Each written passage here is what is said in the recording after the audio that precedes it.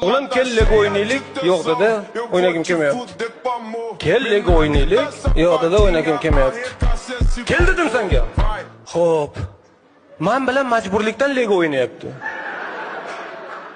Xuddi menga kerak deydi. Jahlim chiqib ketdi. Keyin so'radim o'zidan. Xo'p dedim. Nima o'ynasak bo'ladi sen bilan? Telefoningizni oling-da, App Store'dan Minecraft skachet qiling dedi. Minecraft ustanovka qildim telefonimga. Endi nima qilamiz o'g'lim desam, Wi-Fi dan kiring, meni uyimda o'ynaymiz. Stop. Xo'p, Wi-Fi dan kirdim, rostdan ana uyiga taklif qildi. Telefondagi uyiga kirdim, uch etaj uy qurilgan.